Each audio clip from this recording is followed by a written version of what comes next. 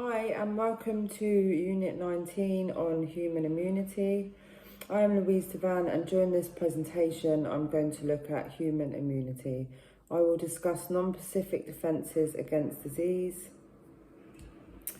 and give specific examples. I will then demonstrate my understanding on specific immunity, exploring the different lines of defence.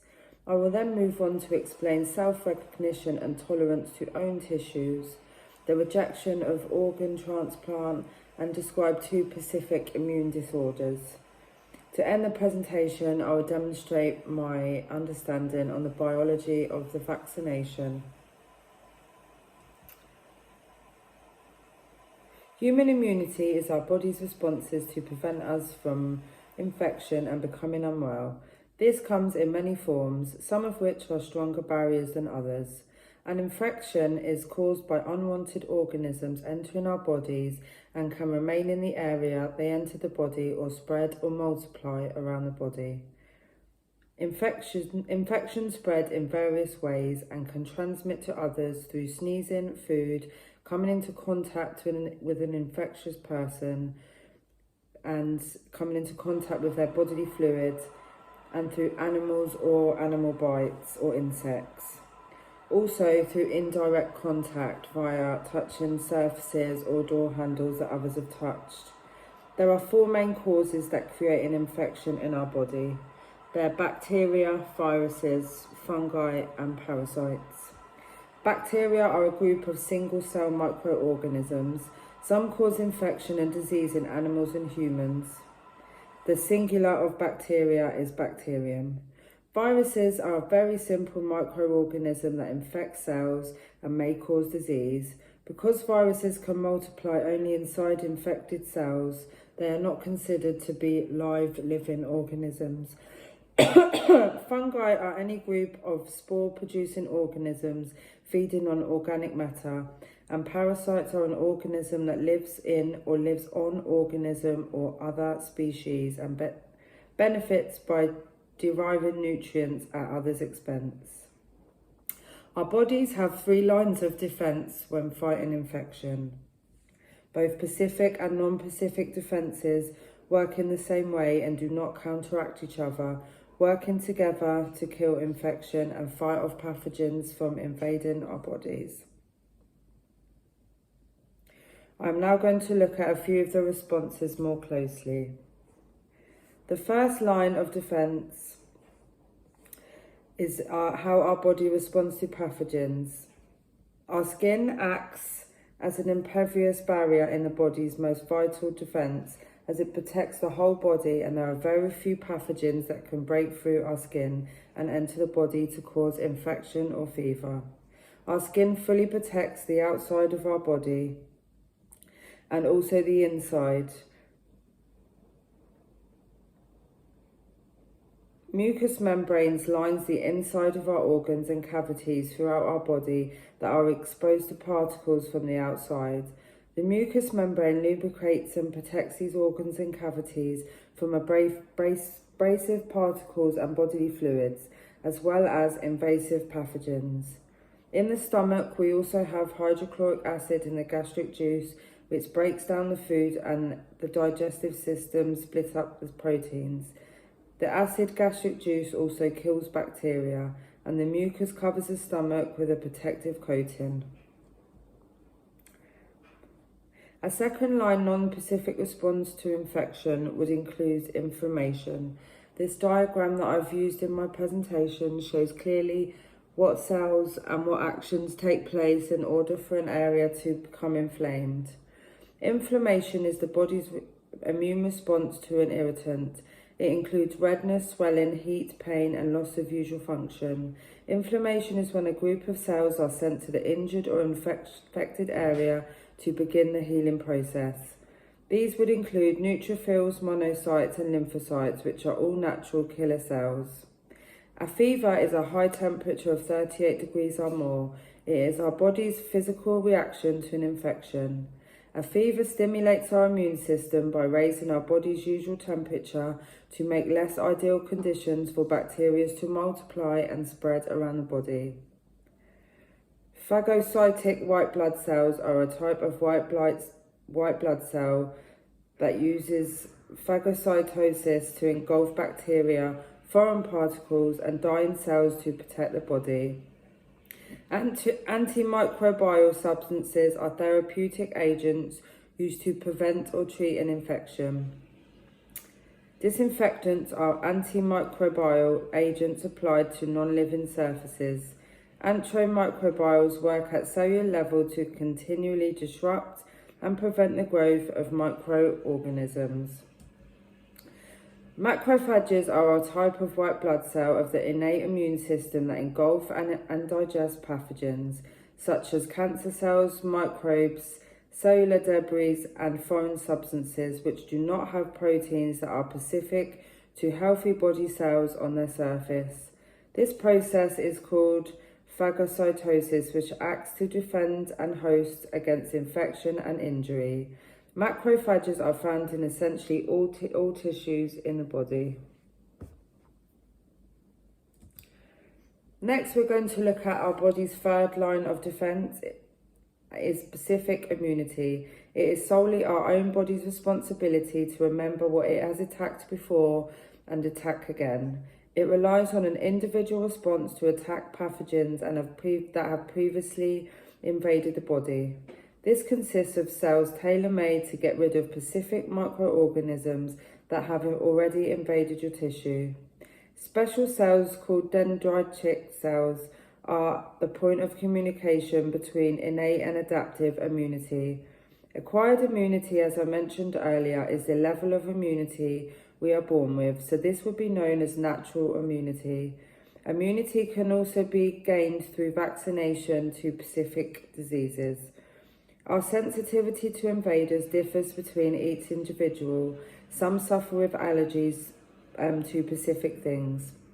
An allergy is our body's overreacting.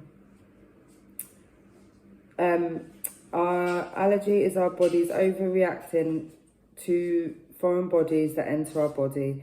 This can cause unwanted symptoms such as sneezing, a rash, a runny nose, and severe cases, a fit, or even death. This can occur through medications, foods, certain body products, and also natural causes, including grass and even in a severe case, sunlight. We all differ from one individual to another. There are 5 types of white blood cells which are responsible for immunity. They are neutrophils, monocytes, emphyseals, lymphocytes, and basophils. Neutrophils kill bacteria, fungi, and foreign debris. Monocytes clean up damaged cells and help to prepare them. Emphyseals, which kill parasites, cancer cells, and are involved in an allergic response. Lymphocytes help to fight viruses and make antibodies. And basophils, which are involved in an allergic response. Antibodies are part of a large family of chemicals called immunoglobulins, which play many roles in the immune system response within the body. They ultimately work hard within the body to protect us from illness and keep us healthy. There are 5 main chemicals within this group. Ig marks microbes so other cells can recognize and deal with them. IgM specializes in killing bacteria. IgA congregates in fluids such as tears and saliva, where it protects gateways into the body. IgE protects against parasites and plays a role in allergies. And IgD stays bound to B lymphocytes, helping them start the immune response. Antibodies lock onto antigen but do not kill it. They only mark it for death. The killing is the job of the other cells, such as the phagocytes.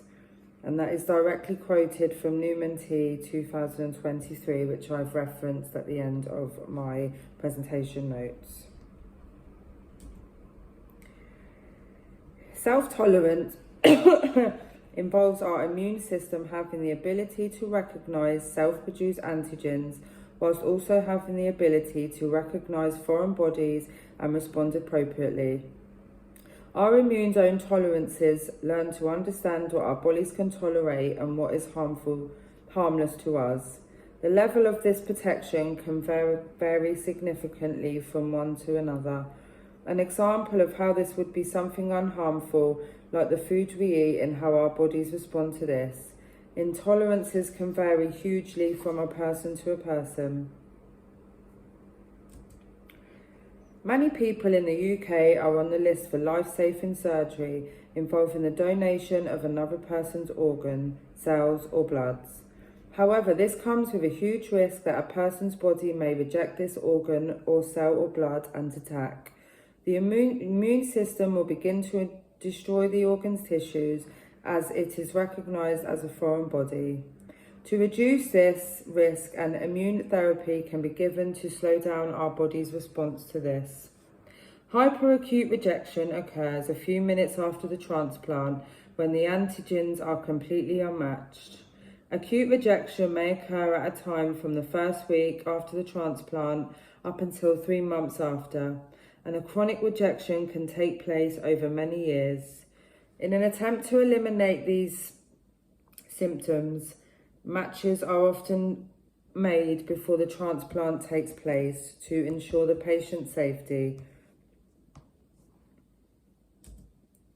There are a number of autoimmune diseases, and I'm now going to look at 2 which involve the body's immune system attacking incorrectly within the body. The first one I've chosen to look at is lupus. This is an autoimmune disease and the cause to this is unknown. It is a condition in which your own immune system attacks your tissues and organs. As a result of this, it is very common for someone suffering from the condition to suffer with inflammation of the organs and joints due to white blood cells continuously trying to attack the disease.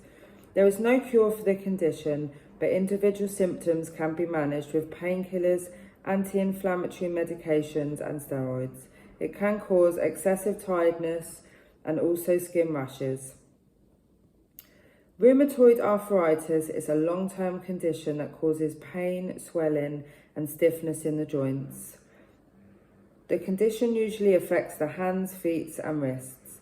There may be periods where the symptoms become worse, known as flare-ups or flares. A flare can be difficult to predict, but with treatment it is possible to decrease the number of flares and minimise or prevent long-term damage to the joints. Some people with rheumatoid arthritis also experience problems in other parts of the body or more general symptoms such as tiredness and weight loss. It is also another immune disorder and attacks cells which surround joints, bones and cartilage. Again, there is no cure and the cause for this disease is unknown, but individual symptoms can also be managed. There are 4 categories of acquired immunity, which are natural, artificial, passive and active. Natural: after recovering from infectious disease, a person will be actively resistant to reinfection. Artificial is the body producing antibodies in a response to a vaccine.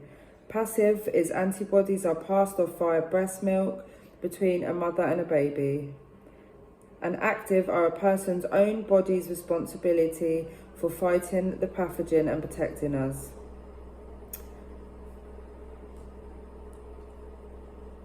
Their immune response to vaccination. When a person is vaccinated, the medication is used to imitate a specific infection, which then helps to teach the body to fight the infection using a collection of white blood cells. Once the infection is in the body, macrophages, B lymphocytes and T lymphocytes work hard to defend the body and fight the infection. The immunological memory gives the immune system the ability to respond more rapidly and effectively to pathogens that have previously entered the body, as your body recognises this as a foreign body it has fighted before. The diagram clearly shows the chemical response to the injection as it enters and breaks through our skin. The concept of herd immunity in simple terms means a large amount of the population being immune to specific illness or disease which are contagious. Once the majority of the population have been vaccinated, this can then provide protection to non-vaccinated people also, as the disease is no longer rapidly spreading within communities from one to another. There is two ways in which herd immunity is created. One is when 70 to 90% has been vaccinated against it, and alternatively, if a highly infectious disease has already spread and been contracted by the majority of the community, for example, COVID-19, individuals' immune defences will build up immunity and the disease spread will rapidly decrease. Vaccinations are not mandatory in the UK, which means people can make their own decisions whether they want to take them up or not. The NHS do many campaigns to support the uptake of vaccines due to years of evidence which prove they protect the individual and general public against deadly diseases. If the NHS invest in promoting vaccines to promote protection, in turn this will save lives and save billions of pounds, as less of the population will be unwell and require medical treatment.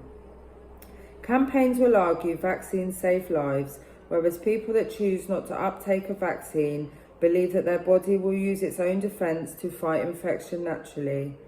There are many factors which affect people's decisions when making these choices. Vaccines do pose side effects which can affect people's decisions. Typically, you can suffer from high temperatures, flu-like symptoms and headaches, which generally subside after 24 hours. In a serious case, people can have an allergic reaction.